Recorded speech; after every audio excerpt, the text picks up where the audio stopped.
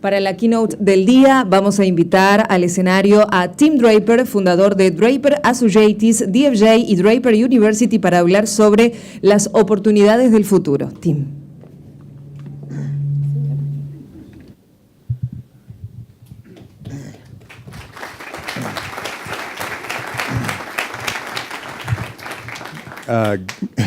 Gracias. Tres puntas en español y después inglés.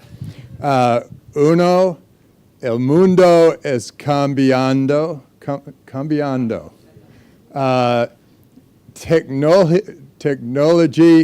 Tecnología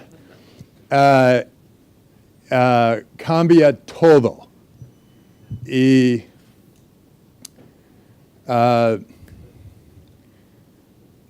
los governments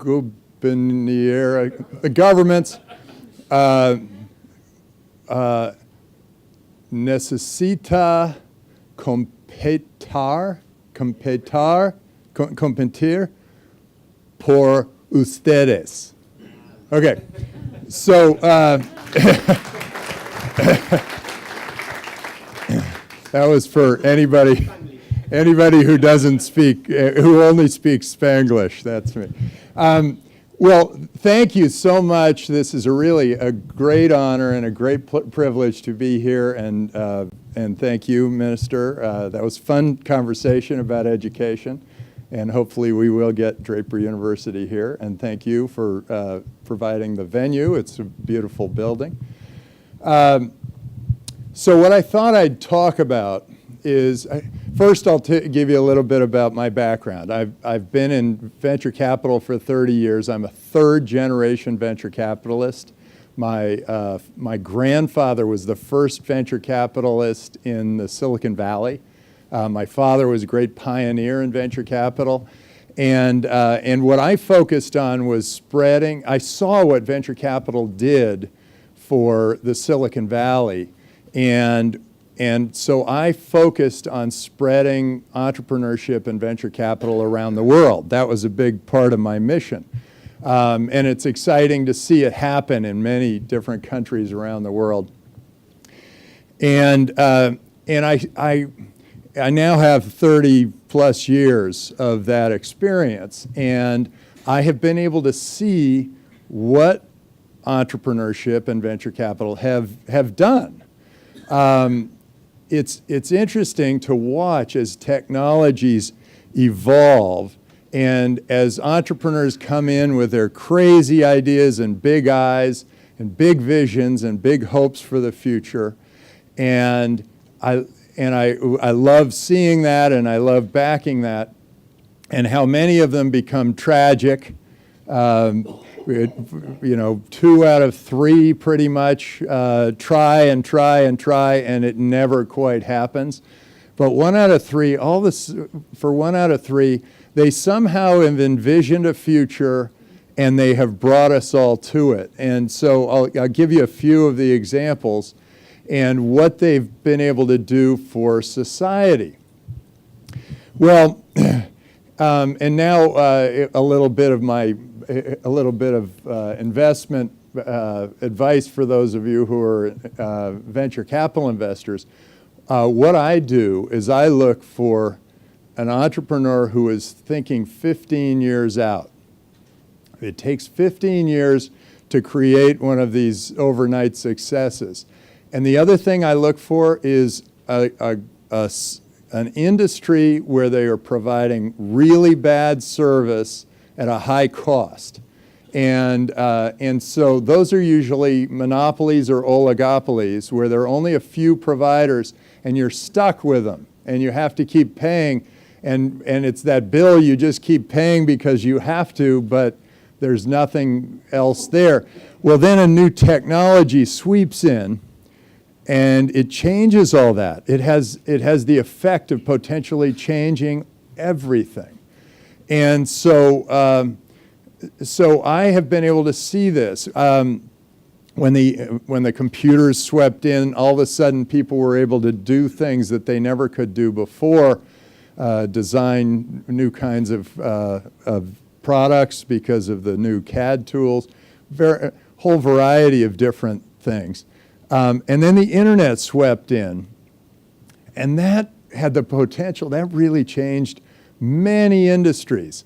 The communications industry was a big oligopoly with 6 major providers, the baby bells, and they were doing all the communication, and we paid huge amounts for telephone service, and we just had to keep paying because it was the only way to go. Well, then Skype came in and completely transformed that industry. They had a new technology, this peer-to-peer file sharing technology, and they were able to sweep it right through that industry.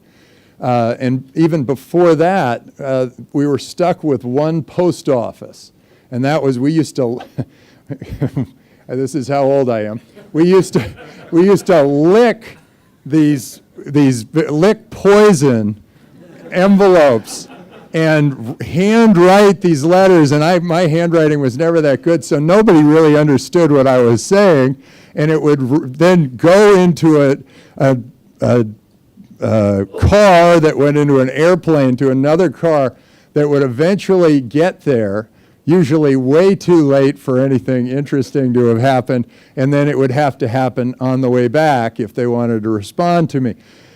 Well, we had these 2 guys come in. They were 26 years old. They came in full of energy, and they said, we're going to, first they came in with one idea, and then on their way out, we said, no, not interesting. And then they said, well, we do have another idea. And we said, okay, well, what's that? And they said, well, we're going to do web-based email. We're going to make it free for everybody. And we looked at them and we said, wait, we're venture capitalists.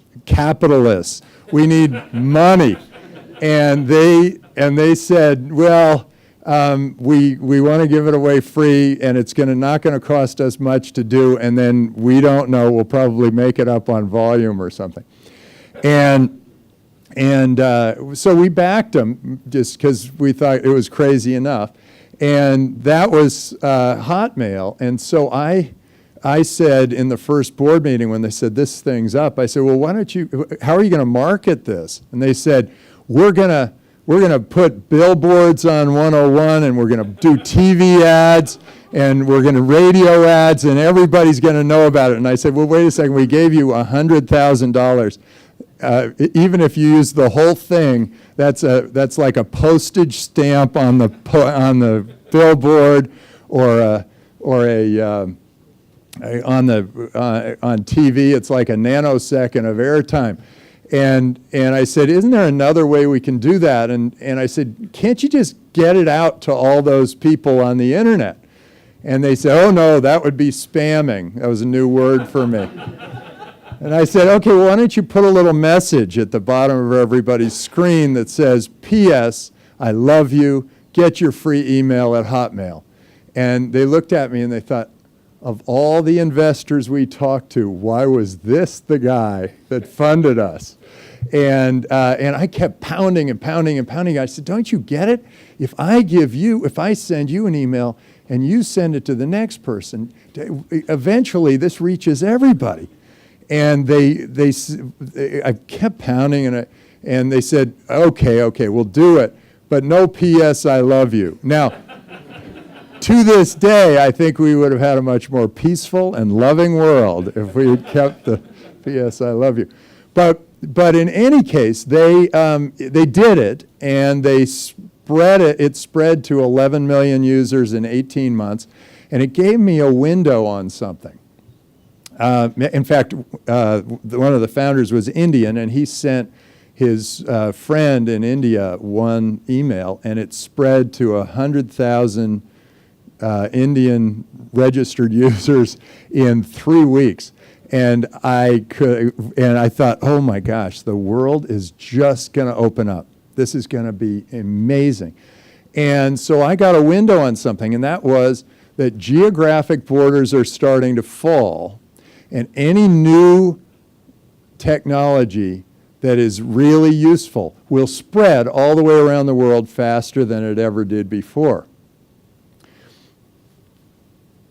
What I didn't understand was that this was going to actually have those geographic borders almost disappear.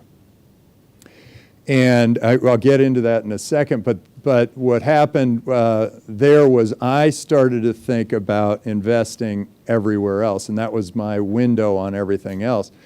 And it started me moving in this new direction. So the reason I tell you the Hotmail story is that that completely transformed the post office. In the post office, we were paying too much to lick poison. And all of these other industries where I've made money and had successful investments were where we took on a big industry like that. Tesla took on the combustion engine business, and Skype, as I said, went off after the communications business. But the internet also changed the information business with Google, and we backed Baidu, and that really changed information in China. It changed the gaming business. It changed all entertainment. It changed many, many industries that were kind of controlled by a central group of people. Well, that's what's going to happen to a whole bunch of other industries now. And why do I say that? Well, the internet also it changed a lot of things, but it also opened up our smartphones, and our smartphones started to change other industries. I understand you guys have banned Uber here, but boy, it's awesome. And you're the minister of product. That's one of the greatest productivity tools ever. And I wish I had backed it. I didn't, but it's amazing. See if you can get that back on track.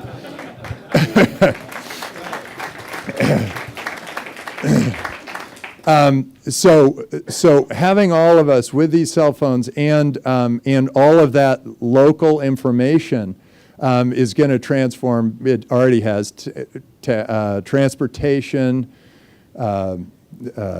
hotels. It's changing the legal world. It's changing PR. It's changing all these professional businesses. So that is really getting to be another technology that's really changing us. This distributed cell phone marketplace business. I don't know what you would call it, but that is a really interesting technology. So now there's a new technology, and it is really extraordinary, and it has the ability to change some other industries that have that somehow or another have not been as affected by the internet. And they are industries that are centrally controlled by an oligopoly or a monopoly. And so let me give you a few examples. Real estate hasn't really been changed much by the internet. Insurance hasn't been changed much by the internet. Finance hasn't been changed much by the internet. Government itself has not been changed much by the internet. Well, now there is this technology, and it's interesting. You know, I talk about bad service for a high cost. My own business, a venture capital business, is kind of providing bad service at a high cost. So I think it's fair for me to pick on other industries too, because my own industry needs transforming. So Bitcoin came along, and I'm wearing my tie because it hit 10,000 today. It came along, and it came along with a new technology called the blockchain, which is really unbelievably transformative. The blockchain is this perfect ledger. So it makes Bitcoin this amazing currency that can be used globally. And people have asked me, well, what are you going to do? They all know I bought the Silk Road Bitcoin, and then I predicted that this day would happen about 4 years ago that we'd hit 10,000. And they say, well, are you going to sell? What are you going to do? And I started to think, well, wait, I've got this currency that I can move from place to place to place and pull it down. If my government crashes down or heavily inflates or the currency starts falling, I can go to another place and my Bitcoin's still good. I'm not stuck, in other words, with a currency that's only tied to one government. So people have asked me, well, are you going to sell it? And I thought, well, no, it's a currency. I might spend it at some point, but it's a currency. And why would I move back in time to, shells or gold or whatever, back in time where people used other things to trade, when I can move forward in time to something that is global and really useful? And I use the word global. I think there's a word that's going to become a relic and maybe even fall off the dictionary, and it's international. And I'm thinking, because all of us are so mobile, we can take our phones, we can communicate anywhere we want to communicate, we can go across borders, we can try different things, we can test out different governments. And so I'll get into government in a second, but it makes us people of the world, and it makes us think in terms of being global. And if you have a new business and it's interesting here, it's going to be interesting everywhere else. And so I recommend that you think in terms of using Argentina as your petri dish and the world as your marketplace. And that'll help you think about this. Anyway, this new technology has also the ability. Okay, so suddenly there's this currency that's really interesting, and that is going to make it so fiat currencies are not as interesting to any of us. It'll be much easier and much more frictionless to send money this new way. Well, then the blockchain comes along, and it's a perfect ledger. So that means that it keeps perfect track of where all that Bitcoin goes. And that means that you can potentially have a business that completely runs on Bitcoin, and the ledger is already done, so you don't have to hire the accountant.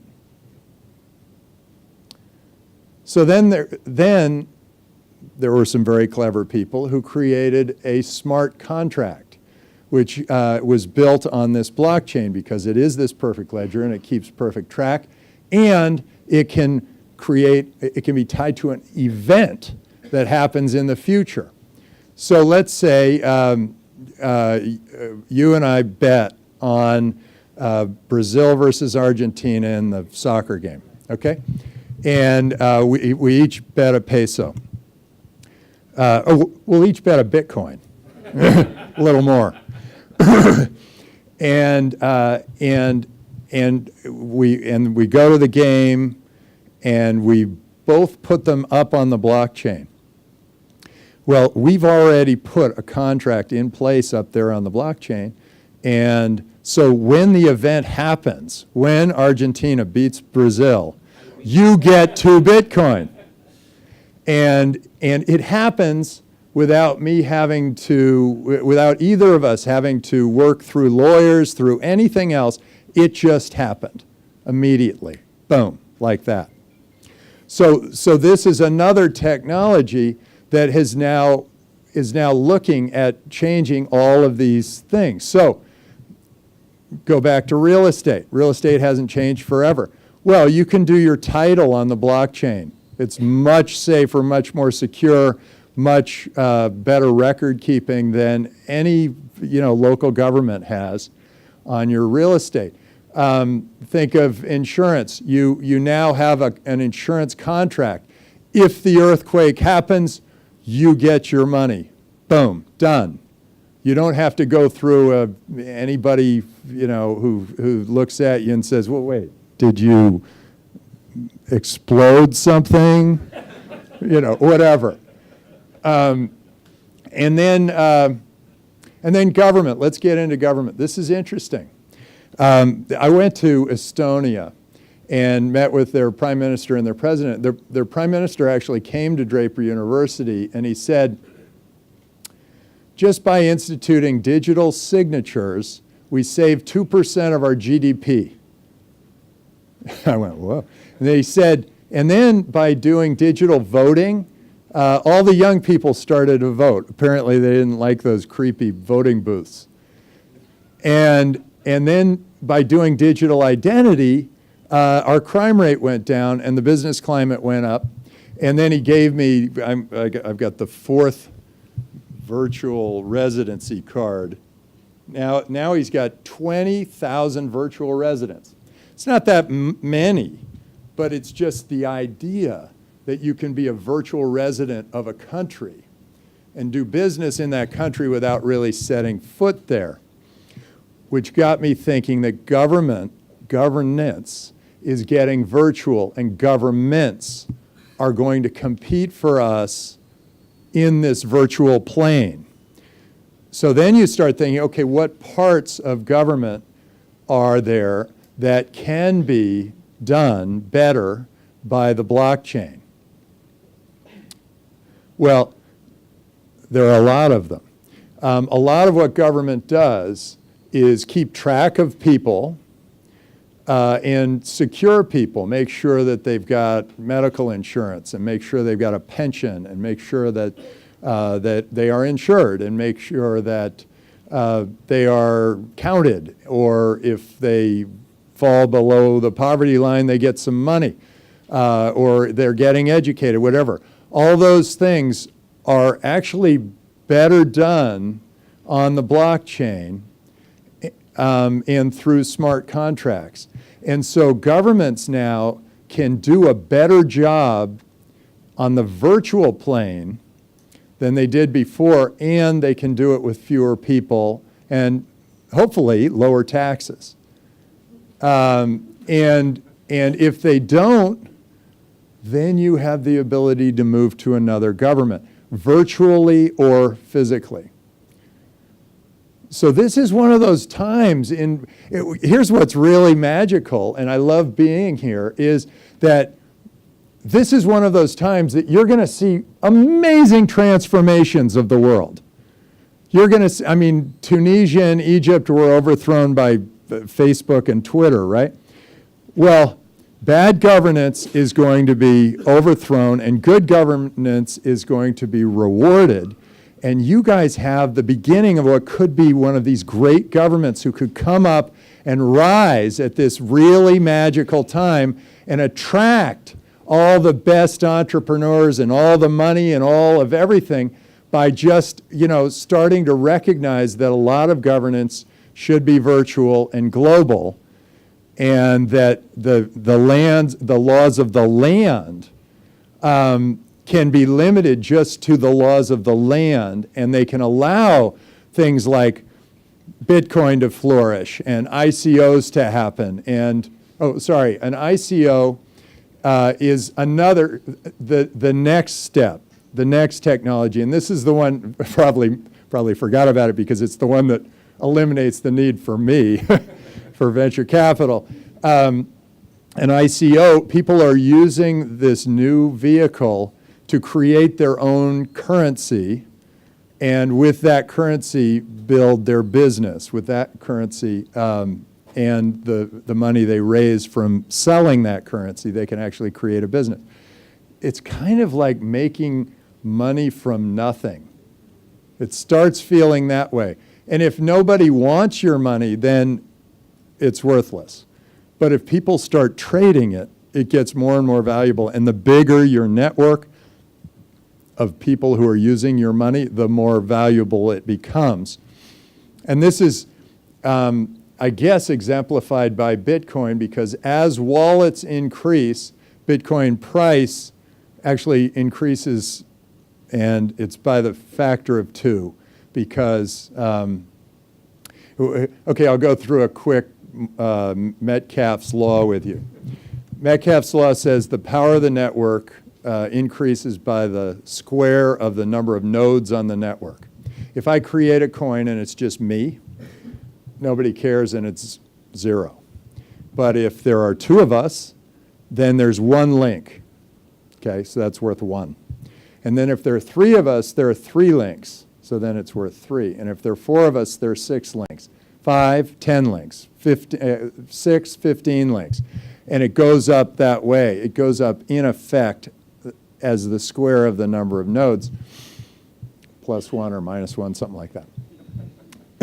But that is why when you see this is the number of wallets of Bitcoin, this is what's happening to Bitcoin price, because the value of the network increases with a square of the number of nodes. So as more people adopt it, the more valuable it becomes, and that will happen with your coin, the Ucoin and the Me coin. And I actually went further. I was with a group of Bitcoin lovers, and yesterday I went through this with them, and I said, well, what if everybody issued a coin? I mean, this is fun for you, because everybody issues a coin, and then people have to buy their coin to get them to do work for them.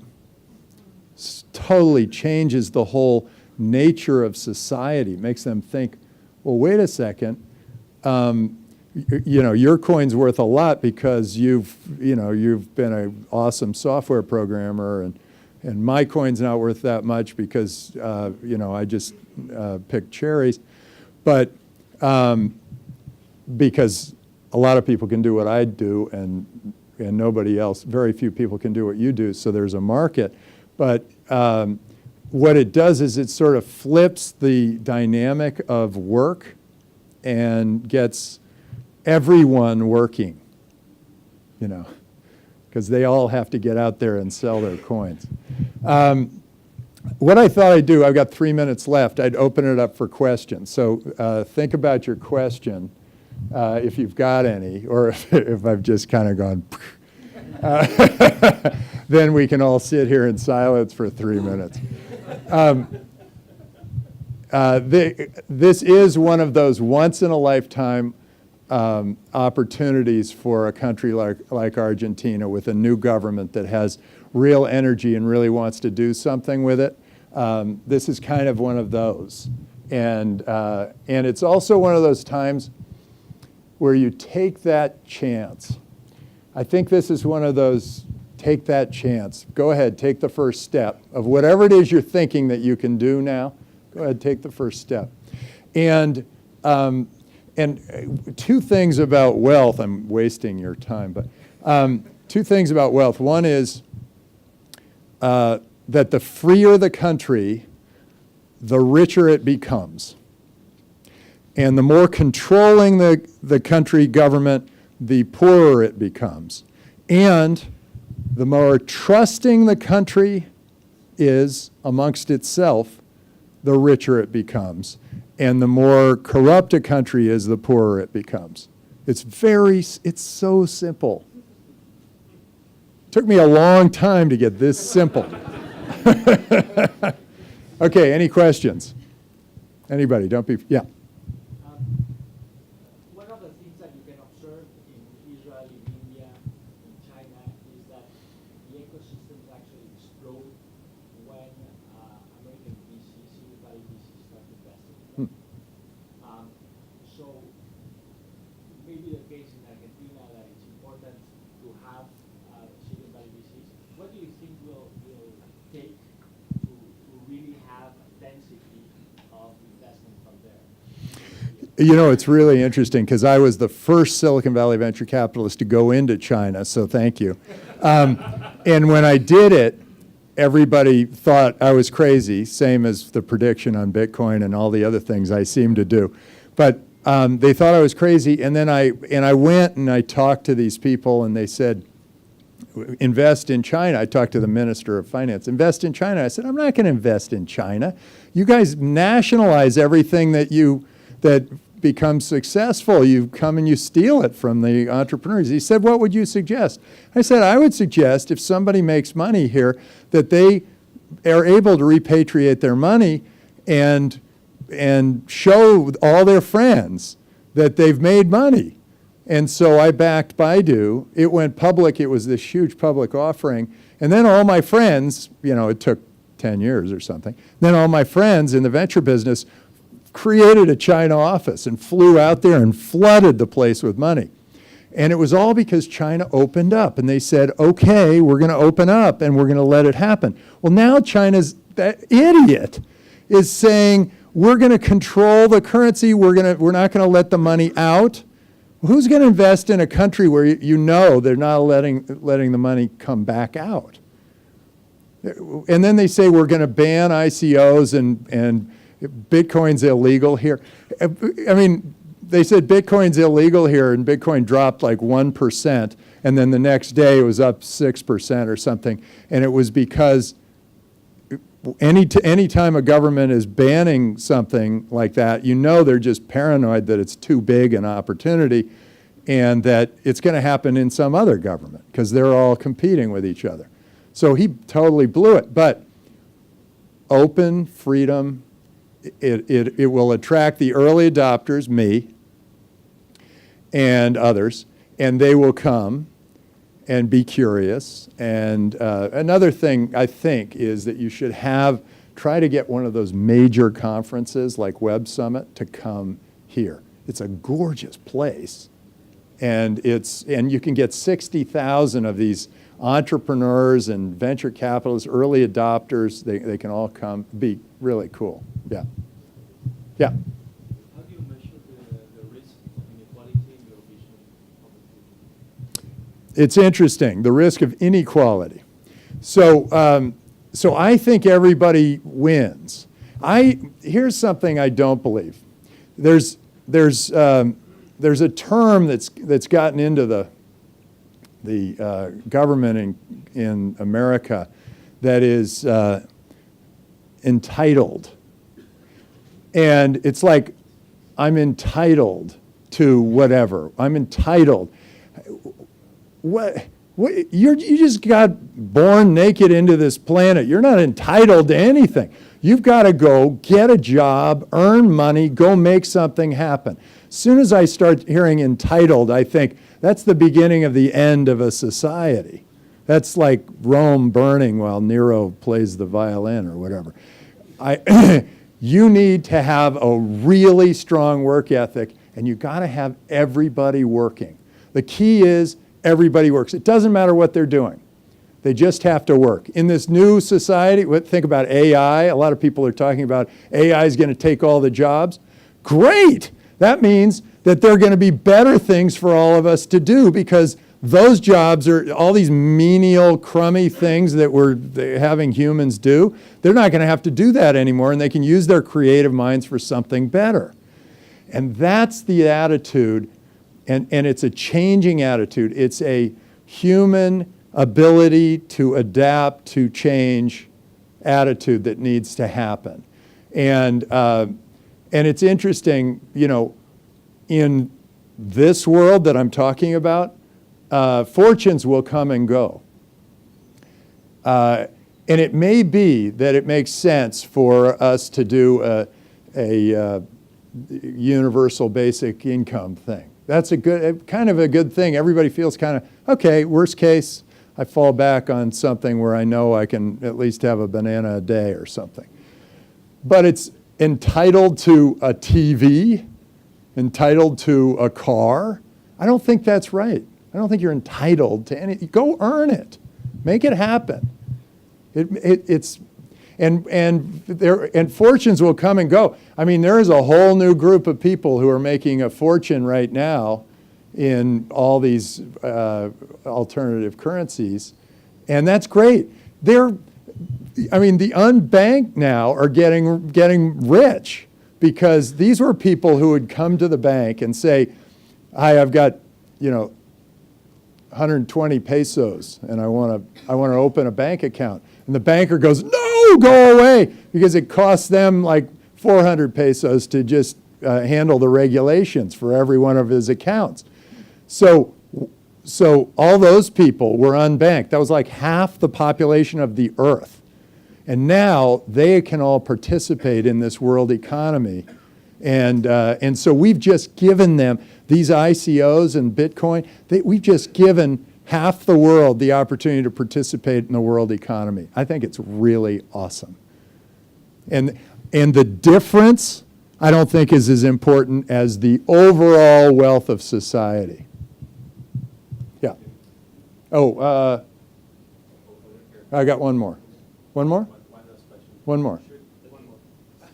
Oh, two? I'll make it quick. I'll make the answers quicker. Should governments consider cryptocurrencies an asset or a currency? Yeah, I think cryptocurrencies are a currency. They are not an asset. Assets are sort of, it's funny, assets are the old way of thinking. It's gold or, silver or shells. People used to trade shells. Currency is a new way of thinking. It moves. It moves from place to place, and it has to do with a deal that we make. It has to do with we make a deal, and we're going to do, and currency is going to make that deal happen. And if you and I make a deal, we're both better off. And then if we bring him in on the deal, all three of us will be better off. So I think it ends up being better if it's a currency. Treating it as an asset just adds confusion to the system, and I don't think it adds to the tax base. I think it kind of ruins the tax base because then people don't know how to manage this. The U.S. is having a lot of trouble struggling with this, but I think it's a currency. Is there a woman who wants to ask a question? I'd like that. Okay, yeah.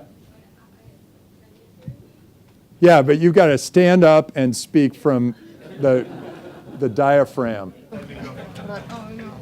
Okay. So I want to ask you, because you talk about virtual residencies, and you just talk about China and all the issues and legal issues. So how do you think to convince other governments to make that? Well, I don't even think I have to be the one to convince all the other governments, although I do travel and meet with a lot of prime ministers. But I think they are going to see it. They're going to see it. I've ran through Europe last year, and I met with a whole bunch of prime ministers, and each one kind of said, how do we get you into our country? How do we get money, people, entrepreneurs into our country? And I say, look, freedom equals wealth. And they go, oh. I kind of like my control over my people. But what happens is they start seeing their people leave. And they see money leave. And they see, other countries nearby becoming very wealthy at their expense. And they're thinking, well, what do I do now? And then all of a sudden it's like, hey, freedom, here, come on. So that's how it's going to happen. It's just the way you go out and you buy a refrigerator or whatever. You go and you see which one's the best. That's the way you'll look at governments in the future. And the refrigerator makers, will be looking at you and saying, well, why is everybody buying that refrigerator? Okay, same thinking. Okay, great. Thank you. I got the hook.